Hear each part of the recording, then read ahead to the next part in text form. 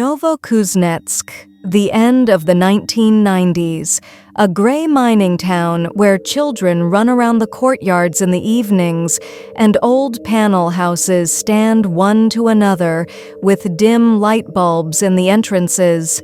Here life seems ordinary. People go to factories. Teenagers hang out in the entrances and grandmothers sit on benches near the entrances. But in one of the houses, behind an inconspicuous door on Pionersky Prospect, there was a hell that no one suspected. The apartment looked the same as hundreds of others: peeling wallpaper, old carpets, a dim light bulb under the ceiling. But behind this door, something happened that even the most seasoned investigators will later recall with a shudder. When the police enter the building years later, they will smell a stench that will make your stomach ache. The stench of decay mixed with dampness and mold. In the corner, dirty children's shoes. On the floor, blood stains that have eaten into the boards. In the kitchen, pots with bones floating in them. In the refrigerator, bundles wrapped in rags. In the bathroom, traces of dismemberment. And all this happened in a house where ordinary families lived behind the wall. People heard the screams of children every day, thought they were noisy games, but these were the last minutes of their lives. No one believed that a real executioner was operating right next door, assisted by his own mother. This story will go down in Russian criminal history as one of the most terrible. The story of Alexander Spesivtsev, a man who would be nicknamed the Novokuznetsk Ripper. Alexander Nikolaevich Spesivtsev was born on March 1, 1970, in Novokuznetsk, Kemerovo region. At first glance, his family was ordinary, but inside, tension and alienation reigned. His father, Nikolai, abused alcohol, often went on drinking binges, and did not participate in raising his children. Soon he left the family, and all responsibility fell on his mother, Lyudmila Yakovlevna. The mother had a domineering character and saw her son as the center of her life. She raised him in conditions of excessive care. Until adolescence, he slept with her in the same bed, and she justified any of his misdeeds. Alexander had an older sister in the family, but he remained the favorite. At school, Alexander grew up withdrawn and unsociable. His peers did not accept him into their companies, and he often remained on the sidelines. Teachers noted that he had difficulties in communication and frequent outbursts of irritability. His mother had a special influence on the formation of his worldview. Working as a lawyer's assistant, she often shared stories of criminal cases with her son and explained details that were not intended for children's perception. This formed in him an unusual, distorted idea of the adult world, of life and death. Gradually, Alexander became more and more withdrawn. He did not find a common language with his peers and felt isolated from society. Psychologists later noted that it was the combination of a cold atmosphere in the family, his mother's overprotection, and social isolation that became an important factor in the formation of his personality. Neighbors recalled that the boy grew up sickly and strange. He had few friends, he did not know how to communicate with his peers, and often sat at home. From early childhood, he showed outbursts of rage. He could suddenly lose his temper, hit an animal, or ruin something. He grew up in a world where his mother's love turned into blind complicity, and isolation from society only intensified his inner dark fantasies. Later, investigators and psychiatrists will say Alexander Spesivtsev did not suddenly become a monster. His family, and first and foremost his mother, made him that way. In 1988, Alexander was brought to trial for theft. Then, for the first time, psychiatrists recorded signs of schizophrenia in him. He was sent for treatment. In 1991, he met a 17-year-old girl named Evgenia. She fell in love with him and stayed at his house. But the romance turned into horror, a month of bullying, beatings, and humiliation. The girl died. The official version is sepsis, but investigators already noticed strange injuries on her body. This could have been the first loud signal, but the case was hushed up. In 1992, Spesivtsev was declared insane and sent to a specialized psychiatric hospital in Orel. The diagnosis was schizophrenia. He was supposed to spend years there. But in 1995, he was unexpectedly discharged. The doctors wrote that he was in remission. A mistake in the documents played a fatal role. In the police databases, he was listed as a person who was still undergoing treatment, and no one paid attention to him. Just a few months after being discharged, he began to kill again. After being discharged from a psychiatric clinic in 1995, Alexander returned to Novokuznetsk and again settled in an apartment with his mother on Pionersky Prospect. This apartment would become the place that would later be called the Horror Apartment. First, his acquaintance Elena Tronova disappeared from the apartment. The young woman came to visit Alexander. They had a quarrel, and Spesivtsev grabbed a knife in a rage. A few blows, and Elena's body went limp. But it didn't end there. He dismembered her right in the bathroom. The mother helped wrap the body parts in bags and take them out at night. Some parts were thrown out into a vacant lot, others into the river. This episode became a rehearsal for a real nightmare that would soon unfold. After that, a systematic series of crimes began. The mother, Lyudmila, became her son's main assistant. She knew how to find trusting children and teenagers and invited them to her apartment. Come in and help. Let's have some tea. Wait for Sasha. The entrance and the door looked normal.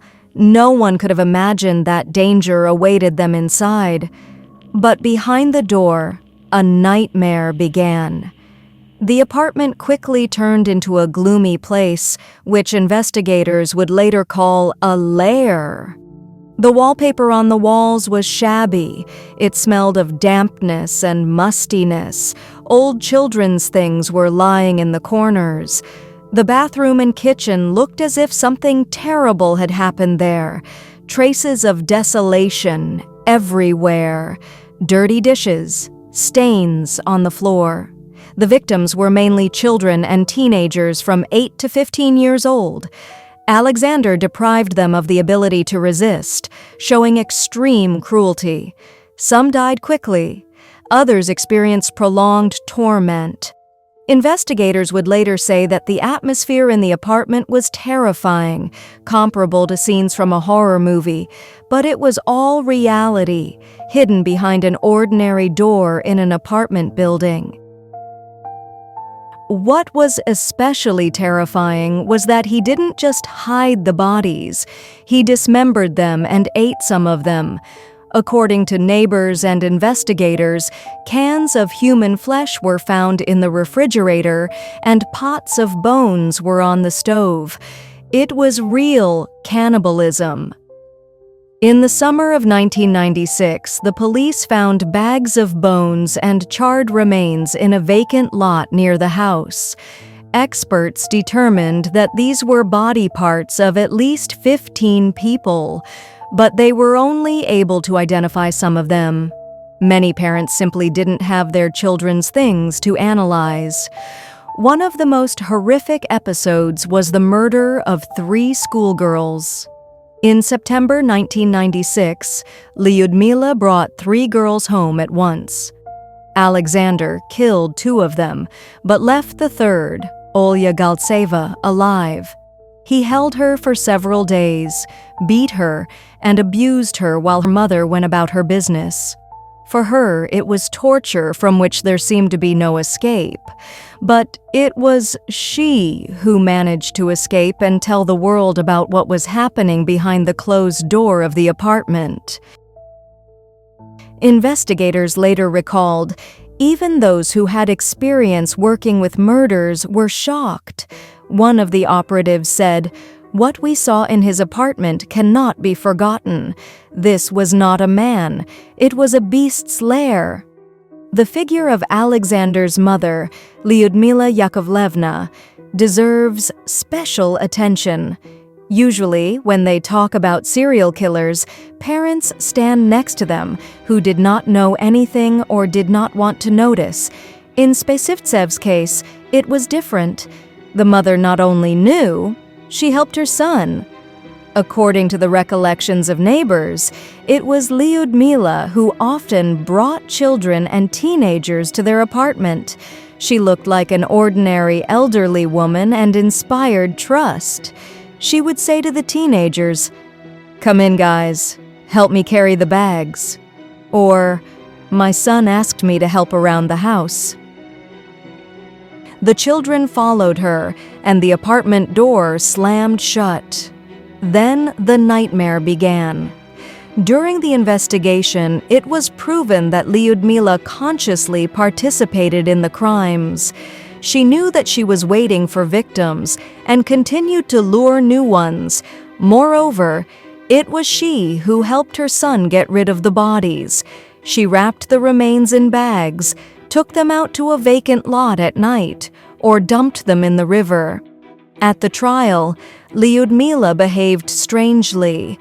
She denied her guilt, claimed that she didn't know, although the investigation presented dozens of pieces of evidence and testimony from neighbors. Her own daughter, Alexandra's sister, later stated that her mother was essentially feeding the monster and created the conditions under which her son turned into a murderer. As a result, Lyudmila was sentenced to 13 years in prison for complicity. She served part of her sentence and was released early. After her release, she lived with relatives and denied to the end that she participated in the murders. The story of Spesivtsev's mother shows that sometimes monsters do not appear alone. Sometimes they are created by families that, instead of stopping the madness, become part of it. The story of Olga Galtseva became a turning point in the Spesivtsev case and one of the most tragic pages of the entire story. In September 1996, the maniac's mother, Lyudmila, was walking around the neighborhood as usual and noticed 3 schoolgirls. She approached them with her usual gentle smile and suggested, "Come to my place, drink some tea, wait, Sasha will show you something." The girls trusted the woman and followed her, but the doors slammed shut in the apartment and the nightmare began. Alexander attacked them. He killed 2 of them almost immediately using his usual method, stabbing and strangulation. And he left the third, Olya, alive. For what? The investigation later established, he kept her as a live toy. For several days, he beat her, abused her, deprived her of food and water, kept her tied up. The mother saw all this and did not interfere. Sometimes it was she who brought food to her son, as if it were something ordinary. Olya tried to persuade him to let her go, cried, begged, but Spesivtsev enjoyed her fear. According to experts, it was the psychological breakdown of the victim that gave him special pleasure. The key moment was that one day the mother left Alexander alone with the girl and left. At that moment, Olga managed to take advantage of the chance. She managed to free herself. She broke free and ran out into the street. All in blood, dirt, in torn clothes, she ran to the neighbors. People were shocked by her condition. The girl could hardly speak from horror. She immediately told the police that the bodies of her friends were in the apartment. Her testimony was decisive. It was thanks to her that the police broke into the apartment and revealed everything. But Olya herself was never able to recover from these events. She experienced severe psychological trauma. At the court hearings, she looked depressed, spoke little, as if reliving a nightmare. After the trial, she agreed to give an interview to journalists. In it, she said that it was her mother who lured them into the apartment, and her son turned her life into hell. She said that she felt guilty for surviving, while her friends died. Tragically, Olga died soon after these events, according to various versions, from complications after the injuries she suffered, or from an illness aggravated by stress. For many, her fate became a symbol of the fact that even those who managed to escape from the clutches of the monster cannot always survive the struggle with the consequences of horror. September 1996. After Olga Galtseva managed to escape from the apartment, the police received the first real testimony that left no doubt.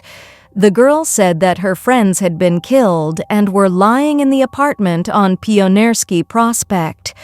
When the operatives burst inside, they immediately realized that they had entered the lair of a monster.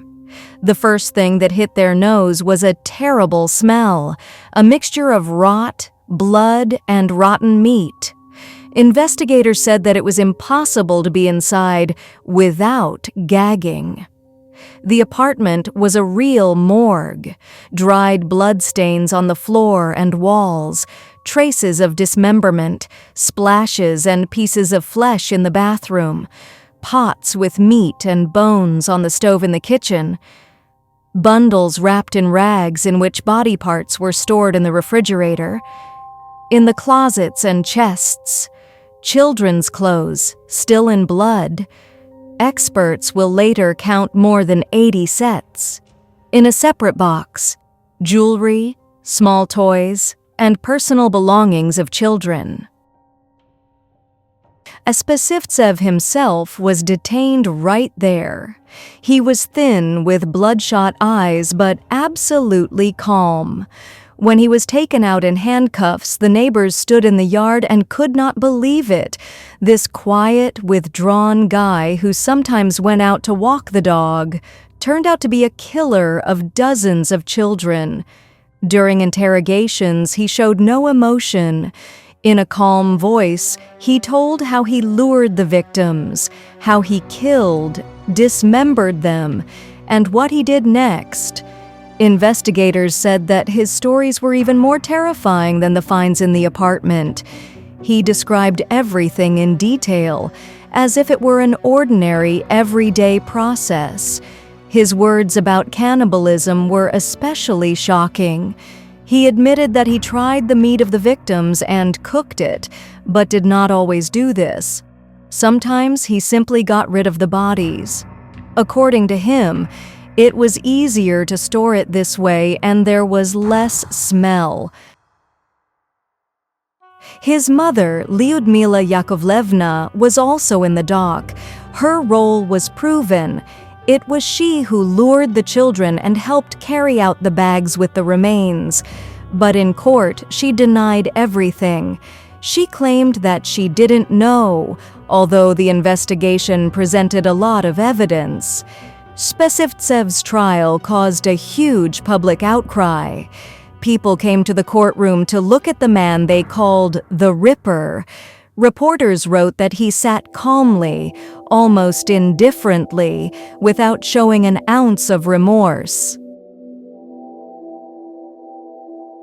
As a result, Alexander was declared insane and sentenced to lifelong compulsory treatment in a maximum security psychiatric hospital where he remains today. His mother, Lyudmila, received 13 years in prison for aiding and abetting. She served part of her sentence and was released early. For many, the most terrifying thing was not that Alexander killed, but that his mother, an adult, a teacher, a woman who was supposed to protect children, helped him. Spesivtsev's story is one of the most monstrous in Russian crime history. The apartment on Pionersky Prospect became a symbol of horror, and his mother an example of how parental care can turn into complicity in the most terrible crimes.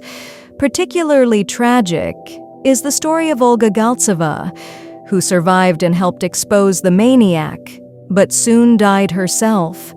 Her fate became a symbol of the fact that even surviving victims sometimes cannot escape from the shadow of the monster. And now the main question for you viewers. What do you think? Was Spesivtsev born a monster, or did his mother and environment make him that way? And could this whole nightmare have been prevented if he had not been discharged from the mental hospital in 1995? Write your opinion in the comments.